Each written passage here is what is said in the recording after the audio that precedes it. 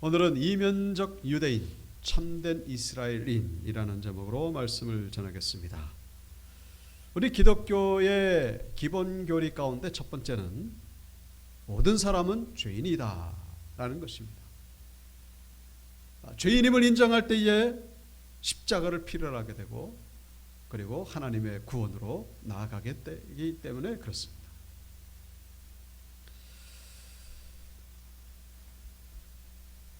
자, 그래서 이 복음이 주어지기 전에 죄의 기준이 되는 것은 바로 율법이라고 말할 수 있습니다. 율법을 기준으로 죄를 정하게 되는 것이죠. 우리가 요즘 수요예배 때 십계명을 함께 나누고 있습니다만은 그 십계명을 어기게 되면 그럼 죄를 범하게 되는 것입니다. 여기서 우리가 한 가지 질문할 수 있는 것이, 그렇다면 율법을 모르는 이방인들, 그리고 율법이 주어지기 전에, 율법은 모세 때 주어졌는데 그럼 모세 이전의 사람들은 무엇을 가지고 죄를 정하게 되는 것인가? 거기에 대해서 오늘 우리가 2장을 봤습니다만 오늘 읽은 본문에는 안 나오고 여기 15절에 그런 말씀이 나옵니다. 이들은 그 양심이 증거가 되어 그 생각들이 서로 혹은 고발하며 혹은 변명하여 그 마음에 새긴 율법의 행위를 나타내느니라. 율법이 주어지기 전에, 율법이 없는 곳에는 양심이 바로 그 기준이 된다라고 말씀하고 있습니다. 양심에 따라서 심판을 받게 된다는 것이죠. 요한복음 8장에 보시면은 간음하다가 현장에서 잡힌 여인을 사람들이 끌고 와가지고는 예수님 앞에서 질문하죠. 이 여인을 돌로 칠까요 말까요? 간음한 여인은 돌로 치라고 모세 율법에 기록되어 있거든요. 그런데 이렇게 묻는 질문은 이제 율법대로 치라고 그러면은 예수님이 늘 사랑하라고 말씀하셨는데 그 사랑의 말씀과 위배되는 것이고, 또 치지 말라고 그러면 또 율법을 위배하는 것이고, 그때 주님이 뭐라고 말씀하십니까? 너희 가운데 죄 없는 자가 먼저 돌로 치라. 이 말을 들은 이 사람들의 반응이 바로 8장 9절에 나오죠. 그들이 이 말씀을 듣고 양심의 가책을 느껴 어른으로 시작하여 젊은이까지 하나씩 나가고 오직 예수와 그 가운데 섰는 여자만 남았더라. 자, 이 여인을 끌고 온 사람들은 당연히 이 여인을 돌로 칠 권리가 있습니다. 왜냐하면 율법에 간음한 여인은 돌에 맞아도 된다고 그렇게 기록되어 있으니까. 그리고 이 사람들은 율법적으로 간음을 저지른 사람들이 아니죠. 이 사람들, 끌고 온 사람들. 그러니까 당연히 돌로 칠 수 있는데 양심을 기준으로 하다 보니까 주님이 하신 말씀처럼 양심을 자기 이 마음속에 잣대로 삼아 보니까 죄인이 아닌 사람이 없다는 것을 깨닫게 되고 그 누구도 예외 없이 돌을 다 놓고 주님과 이 여인 곁을 떠나게 되었다라고 성경은 기록하고 있죠. 자, 율법보다는 어떻게 보면 더 엄격한 기준이 되는 것이 바로 양심이라고 말할 수 있습니다. 그 율법은 유대인에게만 주어졌지만 이 양심이라고 하는 것은 모든 인류 가운데 주어진 하나님의 자연적인 법이라고 말할 수 있습니다. 율법으로는 흠이 없다 할지라도 양심의 기준으로 보면은 그 누구도 죄인이 아닌 사람이 없다는 것을 성경은 말씀하고 있죠.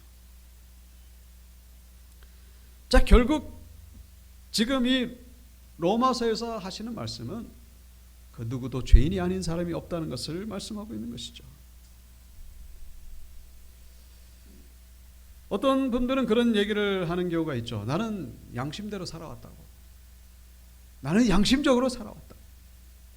과연 그럴까요? 양심적으로 살아온 경우도 있겠죠. 그러나 양심대로 살지 않은 경우는 없을까요? 우리가 한 가지 기억해야 될 것은 이 양심이 이 작동하는 경우에는 참 다행입니다만은 어떤 상황 속에서 양심이 작동하지 않는 경우도 있다라는 사실입니다. 그거를 자신이 모르는 경우가 많은 거예요. 지금 이 요한복음 8장도 마찬가지죠. 이 사람들은 당연히 예수님이 아니었으면요 돌로 쳤을 겁니다. 돌로 쳤을 거예요. 근데 예수님이 시험하기 위해서 일부러 그런 질문을 했다가 결국은 자기들 함정에 빠지게 된 거죠. 예수님이 뭐라고 말씀하셨죠? 너희 가운데 죄가 없는 자가 먼저 돌로 치라. 이 말씀을 하니까 비로소 그때의 양심이 작동하기 시작한 거예요. 만약에 예수님이 이 말씀을 하시지 않았으면요, 그냥 그대로 그냥 돌로 쳐가지고 율법으로는 정당할지 몰라도 양심의 법은 거스르는 그런 행위가 되었을 것이다 라는 것을 성경을 통해 묵상할 수가 있는 것이죠. 우리도 그런 경우가 많다라는 거예요. 나는 아무렇지도 않은데 내가 거리낌이 없는데, 알고 보면은 그것도 사실은 내 양심이 작동하지 않아서 양심이 죽은 거예요. 내 양심이 죽었다는 걸 내 자신이 모르는 경우가 얼마나 많은지 모른다. 다만 내 양심이 살아있을 때에 그것만을 내가 지켰을 뿐이지 안 지키는 경우도 많이 있습니다. 내 양심이 살아 움직임에도 불구하고 그것을 거스르는 경우도 많고, 그리고 내 양심이 죽어가지고 활동하지 않음으로 이래가지고 나도 모르게 양심에 거스르는 경우가 또 얼마나 많은지, 그걸 보면은 내 양심대로 살았다라고 하는 이 표현이 참 무슨 사람들에게는 할 수 있겠습니다만은 하나님 앞에서는 얼마나 교만한 모습인지. 무슨 얘기입니까? 죄인이 아닌 사람이 없다라는 것이죠. 성경으로 보면은 다 죄인이에요.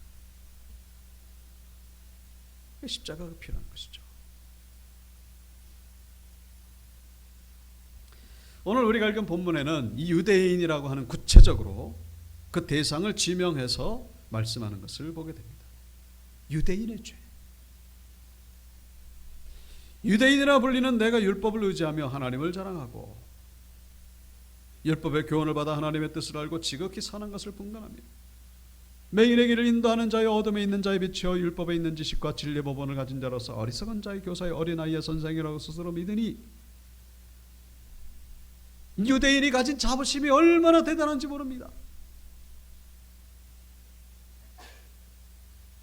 그 가운데 하나가 바로 율법이 주어졌다라고 하는 이 사실. 성경에 보면 유대인, 이스라엘인 이렇게 나오고 있습니다만은 이스라엘인이나 유대인이나 같은 의미죠. 요즘은 좀 달라졌죠. 이스라엘인은 국적을 얘기를 할 때 국가적인 개념이죠. 유대인은 뭡니까? 유대 종교를 믿고 유대 전통과 유대 문화를 따라가는 사람들, 그 유대인이죠. 그러니까 이스라엘 내에도 유대인은 한 70% 정도 됩니다만 나머지 30%는 이슬람교도 믿고 기독교도 믿고 그렇죠. 이스라엘 사람이라고 해서 다 유대인이 아니죠. 유대인은 오직 유대 종교를 믿고. 그런데 요즘에도 유대 종교를 믿습니다만 초정통 극보수 유대인이라고 하는 그런 사람들이 있죠. 아주 율법을 쫓아가는 사람들. 이 유대인들은 언젠가도 말씀드렸습니다만 아주 그냥 세상의 중심이라고 생각하는 그런 자부심이 가득 들어있는 사람들. 그 이유가 바로 율법을 하나님이 주셨기 때문이다 라고 그렇게 생각하는 것이죠. 이 모세의 율법, 모세 때의 율법이 주어졌지 않습니까? 주전 한 1500년경인데 그때 당시 이미 다른 나라에도 이 법이 있었죠. 구 바벨로니아 왕국, 그래서 함무라비 법전 들어보신 분도 계시겠습니다만 함무라비 법전, 그것도 아주 좀 발달된 법입니다. 그래서 요즘에 어떤 신학자들은 함무라비 법전을 모세가 베꼈다 그렇게 얘기를 하는 경우도 있습니다. 절대 그렇지 않은 것이, 함무라비 법전과 모세 율법은 다른 거예요. 예를 들면은 함무라비 법전은 인간의 재산을 지키기 위해서 쓰여진 법이라면은 모세 율법은 지극히 하나님 중심적이라는 사실입니다. 예를 들면 어떤 결혼한 여인이 간음을 저지르게 되면은 함무라비 법전에도 당연히 처벌해야죠. 하지만 남편이 용서를 해주면은 처벌해서 면할 수 있다라고 하는 그런 조항이 있습니다. 하지만 모세 율법은 그렇지가 않아요. 용서해 줄 수 있는 방법이 없습니다. 그냥 무조건 간음을 저지른 당사자는 둘 다 돌에 맞아 죽도록 그렇게 되어 있습니다. 뭡니까? 하나님 앞에서 지은 죄이기 때문에. 하나님 앞에서 지은 죄이기 때문에 그걸 용서해 줄 수 있는 사람이 없는 거예요. 함부라비 법전은 인간이 만들었기 때문에 뭐 누가 용서해 주면 그거 없어지지만요, 모세율법은 그렇지가 않아요. 그리고 함부라비 법전에는 부자가 뭐 어떤 죄를 저질러도 이걸 빠져나갈 수 있는 그런 조항이 있습니다. 부자니까. 근데 모세율법은 그렇지 않습니다. 부자나 가난한 자나 자유인이나 노인이나 모두가 다 똑같이 처벌을 받아요. 왜요? 하나님 앞에서 지은 죄이기 때문에. 모세율법과 함무라비 법전은요, 완전히 근본적으로 차이가 있습니다. 자, 이런 율법을 하나님이 주셨다. 이 유대인이 그런 생각을 합니다. 우리 유대인들만이 특별하다 하는 건 착각이죠. 하나님이 율법을 주신 이유는 유대인들로 거룩하게 살도록 하기 위함이고, 또 이 거룩함의 질서가 모든 인류 가운데 퍼지도록 하는 것이 하나님의 목적이었는데, 유대인들은 착각하고 있었어요. 우리 유대인들에게 주어졌으니까 우리 유대인들만 구원받고 유대인들만 하나님이 사랑하고, 그 외에는 나머지는 다 짐승이다. 나머지는 다, 그래서 나온 얘기가 뭡니까? 지옥의 땔감이다. 이방인들이 존재하는 이유는 다른 게 없고 지옥의 땔감으로 살기 위해서 저렇게 존재하는 것이다. 그것이 얼마나 교만이었는지, 얼마나 잘못된 생각이었는지. 자, 그 얘기를 지금 이 바울이 이 로마서에서 얘기를 하고 있습니다. 유대인들이 우리는 죄인이 아니야 그러면서 자꾸 빠져나가려고 하니까 너희들도 이리 와, 너희들도 죄인이야. 그러면서 지금 유대인들의 죄를 고발하고 있죠. 어떤 죄? 바로 그 교만한 죄. 영적으로 교만한 죄. 우리들만 뭐 어떤 그 독선이죠, 독선.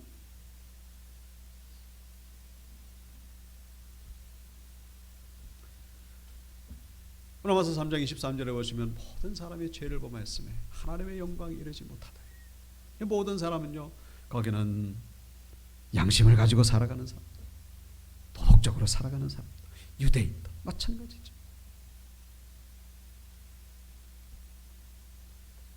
제가 얼마 전에 이 유튜브에서 유튜버가 이스라엘 내에 초정통 극보수 유대인들이 살고 있는 마을에 들어가서 그 마을 사람들이 어떻게 사는지를 설명하는 가이드의 중심에 있는 분이 가이드죠. 가이드가 그 설명하는 내용을 쭉 영상으로 찍은 것을 제가 본 적이 있습니다. 그러니까 요즘으로 말하면 표현이, 그 호칭이 초정통 극보수 유대인. 이 사람들을 하레딤이라고 부릅니다. 하레딤 문자적인 뜻은 떠는 사람들, 그런 뜻이에요. 그러니까 하나님 옆에서 떨면서 사는 사람. 이 사람들은 아주 그냥 극보수적으로 이 율법을 철저히 지키는 사람. 바로 오늘 본문에 나오는 이 유대인들이죠.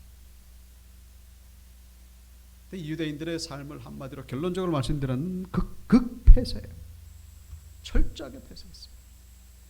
그러니까 자기네들끼리 따로 모여 살아요. 그러니까 눈에 보이는 어떤 울타리가 있는 건 아닌데, 뭐 장벽을 친 건 아닌데, 보이지 않는 장벽이 얼마나 강한지.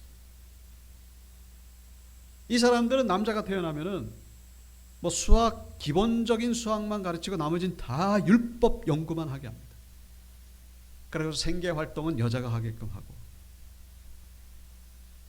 이 하레딤, 여기 사는 마을은요, 인터넷 그리고 스마트폰, 그것이 없어야 행복하다라고 아주 그냥 계속해서 지나가는 사람들에게 홍보를 합니다. 그런 삶을 사는 것이죠. 그래가지고 이 외부 사람들이 그렇게 묻습니다. 당신네들은 어떻게 외부 세계에 대한 정보를 얻게 됐냐고. 이 극보수 정통 유대인들은요, 이 세상 돌아가는 게 뭐가 필요하냐고. 그거 아는 게 뭐가 필요하냐고. 우리끼리 정보를 만들어내면 되지. 그래서 자기네들끼리 정보를 공유할 때는 대자보를 그냥 게시판에다 붙여가지고 그렇게 살아갑니다. 이 사람들은 나라에 세금도 안 내고 군대도 가지 않아요. 도리어 정부에서 지원을 받아서 살아갑니다. 그러니까 이 유대인들 가운데 한 10%가 이런 사람인데, 10%면은 적은 숫자가 아니죠. 근데 그들이 그렇게 정부의 지원을 받으면서 당연하게 생각합니다. 왜냐하면 이 이스라엘이 아랍 국가 속에서도 이렇게 살아남을 수 있는 이유가 바로 이스라엘 군대 때문도 아니고 모사드 같은 정보기관 때문도 아니고 바로 자기들이 율법을 연구하기 때문에 하나님이 지켜주셔서 이스라엘이 지금 건재하고 있다라고 그런 생각이 아주 철두철미. 그러니까 이 지원을 받는 걸 당연하게 생각합니다. 그들의 의식 가운데에 다른 사람들은 다 뭐예요? 그냥 없는 사람들이에요. 자기네 중 아주 극폐쇄적으로. 저 가이들도 사실은 20년 전에는 원래 그 극보수 거기서 태어난 분입니다. 근데 20년 전에 거기서 탈출했죠. 탈출해가지고 지금은 이제 가이드 생활을 하고 있습니다. 자기 과거의 얘기를 쭉 하는 거예요.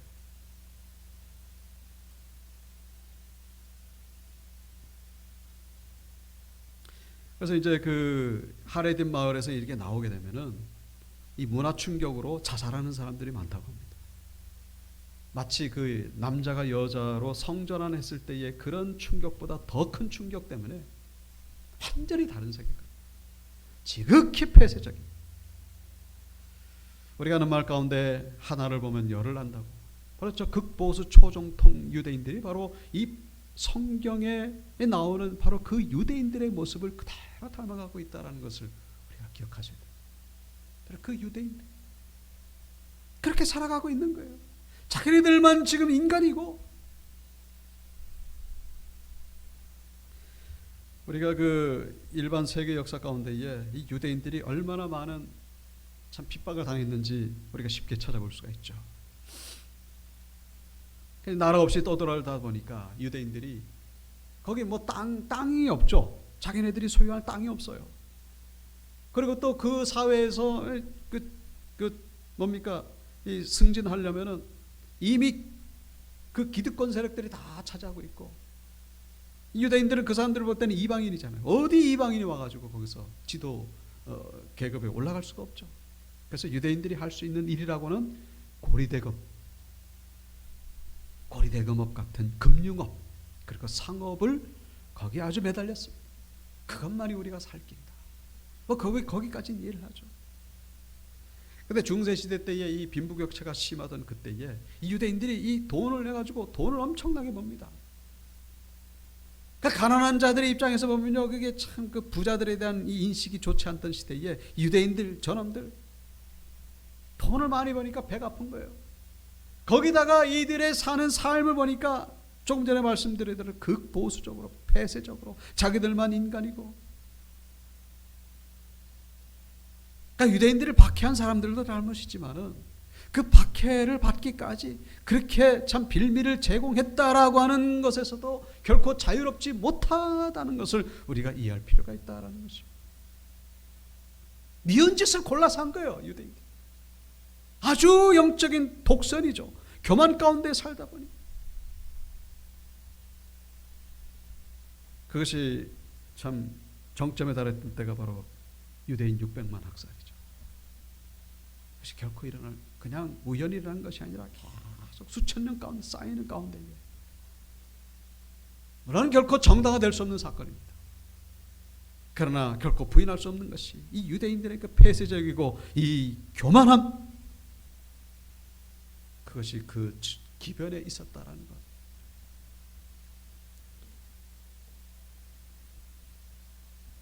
출애굽기 22장에 보면은 돈을 빌려주거든 이 이자를 받지 말라라고 그렇게 기록되어 있어요. 근데 유대인들이 고리대금업했거든. 그 말씀을 어기고 이율배반적인, 율법이 주어졌다고 말하지만 율법은 말로만 떠들었지 진정 율법을 지키는 삶을 살지 않았다라는 것을 지금 바울이 고발하고 있다라는 것입니다. 그래서 오늘 본문 24절에 그런 말씀 나옵니다. 24절을 보시면 기록된 바와 같이 하나님의 이름이 너희 때문에 이방인 중에서 모독을 받는도다. 유대인들 때문에 하나님의 이름이 영광에 가려지고 있다. 요즘도 지금 안티세미티즘, 안티는 반대라는 뜻, 세미티즘, 그 유대인들을 얘기를 하는 거예요. 또 안티세미티즘이 또 요즘 또 계속 또 부활하고 있다고 합니다. 우리는 거기에 동조해서는 안 됩니다. 뭐 그렇다고 해서 원수를 사랑하라고 그랬지 않습니까? 다만 이 유대인들의 실체를 지금 말씀드리고 있을 거예요. 여러분, 오늘 이 말씀이 유대인들에게만 국한된다면은 뭐 우리와는 전혀 상관이 없죠. 이 말씀이 바로 우리에게 주신 말씀이라는 사실을 우리가 잊지 말아야 된다는 것입니다. 우리가 지금 유대인의 이 전체를 밟고 가고 있지는 않은지, 영적인 교만, 영적인 독사, 내 생각이 기준이 돼가지고 거기에 빠져가지고 믿지 않는 자들에게 비난을 받고 있지는 않은지. 어차피 기독교인과 세상 사람들은요, 물과 기름의 관계입니다. 섞일 수가 없어요. 거기서 오는 박해는 우리는 당연히 받아야 됩니다. 영적인 갈등이죠. 그러나 우리가 잘못해가지고 우리의 부족함과 우리의 이 교만으로 해가지고 비난을 받고 있지는 않은지 우리는 한 번쯤 돌이켜봐야 된다는 사실입니다. 하나님의 이름이 너희 때문에 이방인 중에서 모독을 받는도다. 하나님의 영광을 가리고 있지는 않은지 우리는 돌이켜봐야 된다는 사실.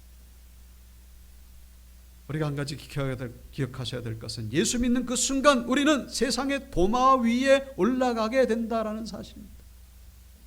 세상의 도마 위에 올라가요. 저 교회 다니는 사람 뭐 어쩌고 저쩌고.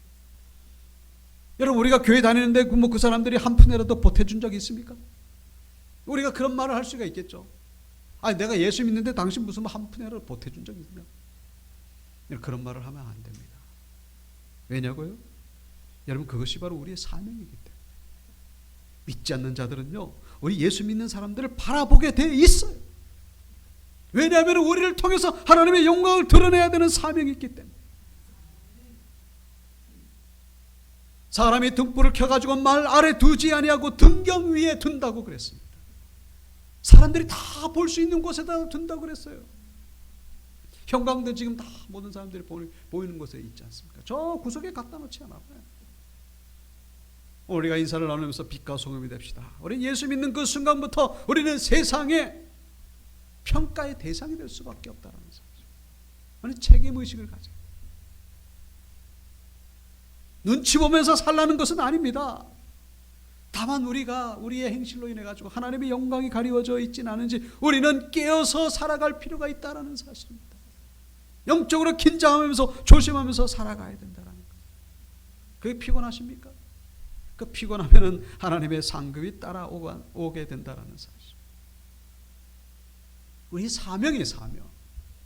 나를 통해서 하나님의 영광이 이루어질 수도 있고 하나님의 영광이 가려질 수도 있고, 그것 때문에 우리가 예수를 믿는 거예요. 아, 저 사람 예수 믿는구나. 아, 나도 저 사람처럼 교회 다니고 싶다. 나도 저 사람 보니까 나도 정말로 교회를 가고 싶다. 좀 그런 삶이 되기를 우리는 힘써야 된다라는 사실입니다. 저 사람 보니까 아유, 뭐야.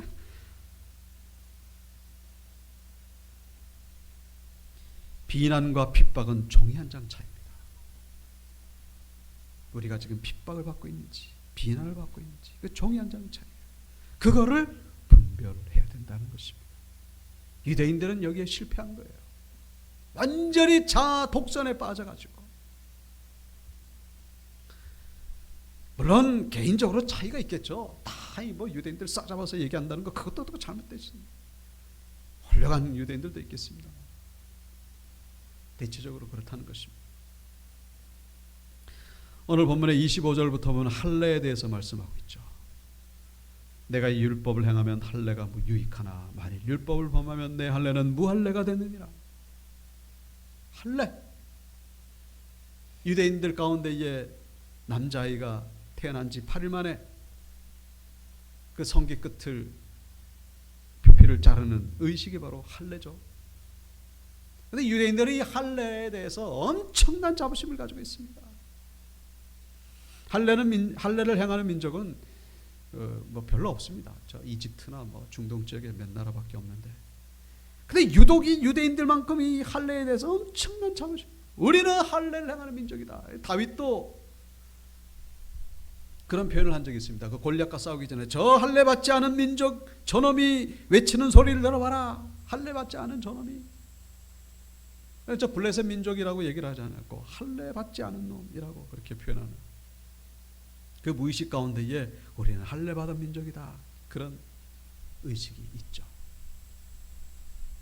할례를 아주 자랑스럽게 생각합니다. 그래서 그 얘기를 지금 바울이 하고 있는데, 율법을 행하지 않으면은 그 할례는 다 무익하다. 그러면서 28절 29절 말씀하고 있죠. 표면적 유대인이 유대인이 아니고 표면적 육신의 할례가 할례가 아니고 이면적 유대인이 유대인이며 할례는 마음에 하라라고 그렇게 말씀하고 있습니다. 할례에 대해서 잠깐 말씀드립니다. 할례는 아브라함 때부터 시작됐죠. 언젠가도 잠깐 말씀드린 적이 있습니다만, 할례의 원래 의미를 알고 보면요, 이 할례를 자랑한다는 것이 얼마나 우스꽝스러운 모습인지 우리가 알게 된다는 것입니다. 하나님이 아브라함 99세 때에 나타나셔가지고 나는 전능한 하나님이다, 너희는 할례를 행하라, 그렇게 말씀하셨죠. 하나님이 왜 갑자기 뜬금없이 이 말씀하셨을까요? 저 17장 전장에 16장에 보면은 이스마엘이 태어납니다. 이스마엘도 아브라함의 아들이긴 하지만은 본부인 사라를 통해서 태어난 아들이 아니고 이 사라의 여종 하갈을 통해서 태어난 아들입니다. 이 바로 이스마엘이죠. 지금의 이슬람의 조상이 되는 사람이 바로 이스마엘. 그런데 이것이 바로 하나님 앞에서 불신과 불순종의 행위였던 것입니다.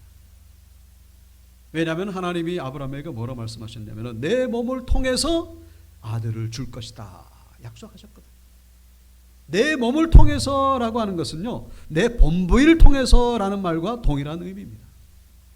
왜냐하면 성경은 부부를 한 몸으로 여기기 때문에. 내 몸을 통해서라고 하는 것은 내 진짜 부인을 통해서라는 의미. 왜요? 부부는 한 몸이기 때문에. 그래서 사라를 통해서 아들을 주시겠다고 했는데 이 아브라함이 그걸 못 기다린 거예요. 왜냐하면 이미 사라는 태가 끊어졌고 나이는 점점 100살을 향해 가고 있고 뭐 이러다가는 뭐 아들이고 뭐고 간에 그냥 늙어 죽을 것 같아. 그래가지고 그냥 중간에 사라의 여종 하갈을 통해서 아들을 낳게 됩니다. 이스마엘이 태어나고서 이제 13살쯤 됐을 때 하나님이 나타나신 것이죠. 나는 전능한 하나님이다. 왜 이런 말씀을 하셨을까요? 왜 내가 전능하다는 것을 못 믿느냐, 그런 얘기죠. 비록 사라의 태가 끊어졌고 네 나이는 지금 100살을 향해 가고 있지만 그럼에도 불구하고 내가 아들을 주겠다고 했으면 믿을 것이지, 왜 내가 전능하다는 것을 믿지 못하고 네 마음대로 그렇게 이스마엘을 낳느냐, 책망하시는 거예요. 책망하시는 겁니다. 그리고 나서 할례를 행하라. 할례를 왜 하는 겁니까? 그러면 책망하시고 나서 하나님이 아브라함에게 네 몸을 통해서 아들을 주시겠다고 하시기 전에 하시면서 하나님이 의식을 한 가지를 합니다. 그건 뭐냐면 이제 짐승의 사체를 쪼개 가지고 둘로 나눈 다음에 그 사이를 횃불이 지나가도록 하나님이 하십니다. 그러면서 아들을 줄 것이다 말씀하셨죠. 이게 뭐냐면은 바로 이 약속을 안 지키면은 죽는다, 그런 얘기예요.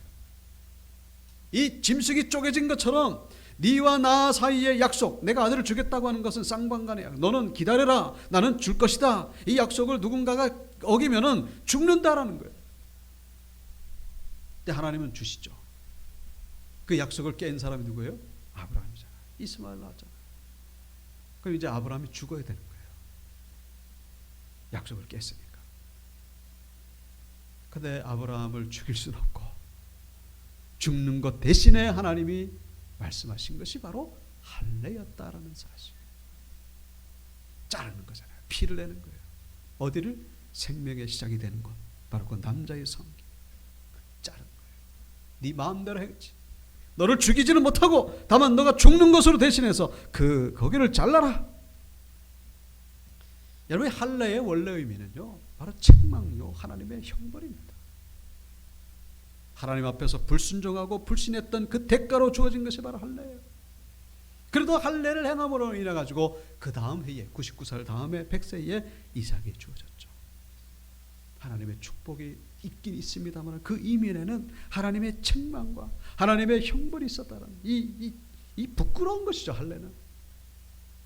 할례는 아브라함이 하나님 앞에 불순종하고 불신했던 그 증거를 보여주는 것이죠. 근데 그 원래 의미를 알면요, 이 할례를 가지고 자랑할 수는 없는 것이죠. 부끄러워야 되는 거예요. 부끄러운 역사. 근데 그걸 모르니까 그걸 마치 무슨 훈장처럼, 마치 무슨 계급처럼, 마치 특권인 것처럼 그 자랑하고 있으니, 중요한 건 우리는 할례를 행하지 않죠. 뭐 할례를 행하는 뭐 아이들도 있겠습니다. 그런 의미로 할례를 하잖아요. 할례 대신에 우리는 뭘 합니까? 세례를 행하고 있죠. 할례가 세례가 된 거예요.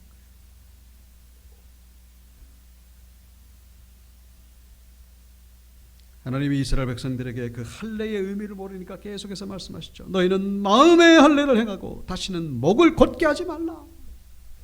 할례가 뭐라고요? 불순종, 교만했던 것, 내 마음대로 하려고 했던 것, 거기에 대한 증거라는 거예요. 마음의 할례를 행하라. 그 남자아이 그 고추 끝을 딱 잘라버리고 뭐딱 끝나, 그게 아니고 그걸 보면서 하나님 앞에서 이 두려움으로 살아날 그 얘기죠.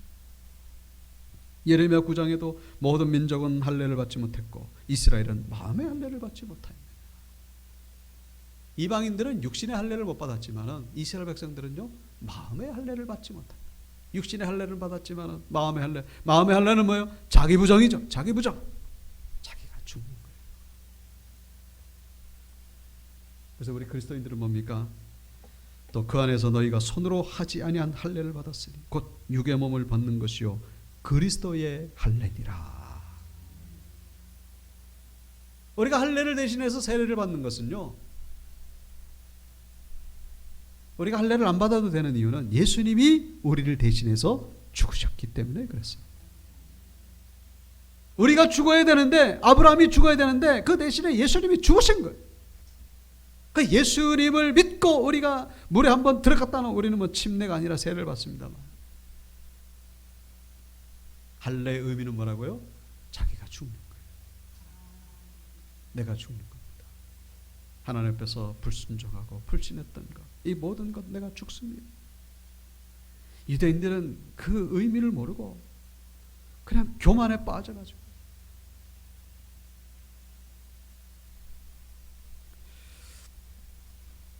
그래서 우리 갈라디아에서 2장 20절 우리가 다 하시는 말씀이죠. 다 같이 읽어볼까요? 시작. 내가 그리스도와 함께 십자가에 못 박혔나니 그런즉 이제는 내가 사는 것이 아니요 오직 내 안에 그리스도께서 사시는 것이라. 이제 내가 육체 가운데 사는 것은 나를 사랑하사 나를 위하여 자기를 버리신 하나님의 아들을 믿는 믿음 안에서 사는 것이니라. 아멘. 날마다 우리는 죽어야 된다는 것입니다. 십자가, 예수 그리스도 십자가에 나를 못 박는 것, 그것이 바로 이면적 할례를 받는 자의 모습이라는 사실입니다. 오늘 말씀의 제목이 뭡니까? 이면적 유대인, 참된 이스라엘이. 하나님은 우리를 참된 이스라엘이 되기 위해서 우리를 부르셨습니다. 이면적 유대인으로 살도록 하기 위하여 우리를 부르신 거예요. 우리를 통하여 믿지 않는 자들에게 하나님의 살아계심과 하나님의 거룩하심을 드러내기 위하여 우리를 부르셨다라는 사실. 우리는 날마다 죽어야 됩니다. 우리가 죽어야 우리 안에 예수가 살아나시기 때문입니다. 우리가 살아가지고는 절대로 하나님의 뜻을 이룰 수가 없어요. 날마다 십자가에 못 박는 가운데 그 기도죠. 그게 바로 기도 시간입니다. 예배 시간이죠. 유대인들의 뒤를 따라갈 것이 아니라 참된 유대인, 참된 이스라엘 백성으로서 하나님의 영광을 이루시는 우리 온유교회 원석들 다 되시기를 주님의 이름으로 축원합니다.